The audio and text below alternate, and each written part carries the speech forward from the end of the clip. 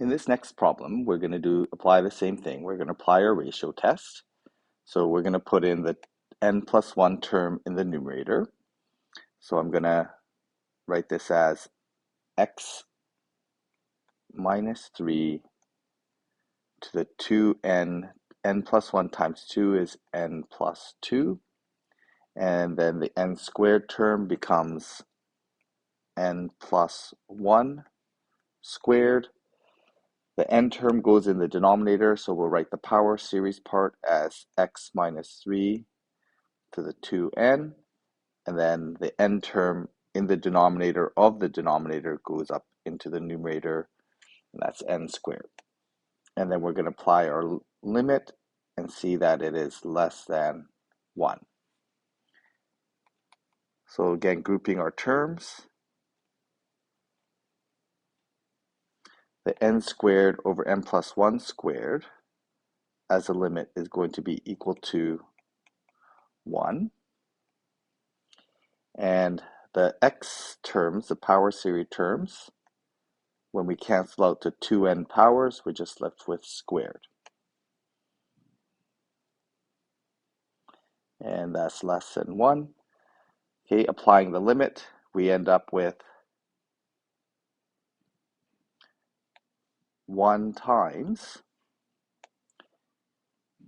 x minus 3 squared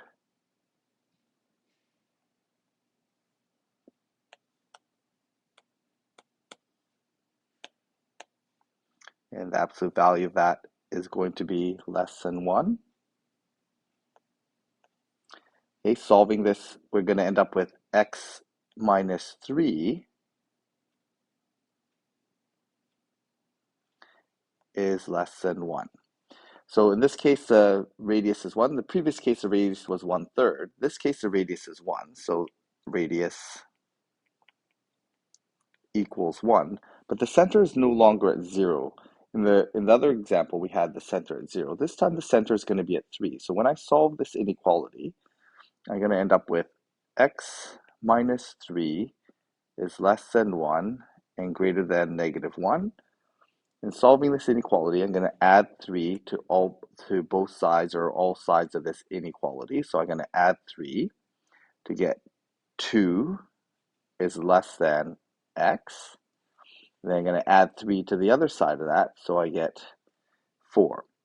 So my edges of this interval are going to be 2 and +4. The center is going to be at 3 with a radius of 1. And again, notice that that -3 represents a horizontal shift.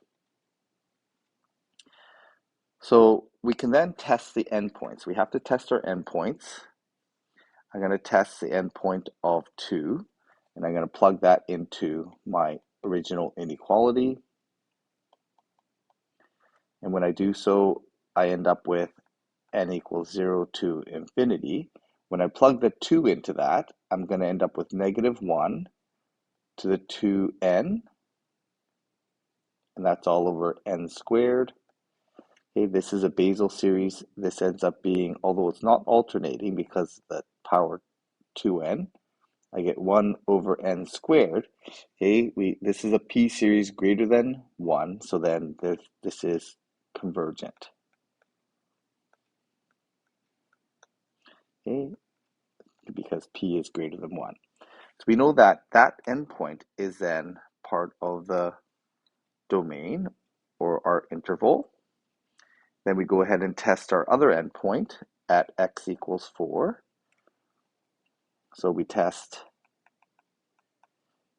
x equals 4, plugging in 4 into our original series. We're going to see that we end up with the same series. It's a basal series. Okay, this is, again, convergent due to the same reason. P is greater than 1. So this is 1 over n squared, convergent, because P is greater than 1. So our interval then is going to include those two endpoints. So here we have a closed interval from 2 to +4, and this is our interval of convergence.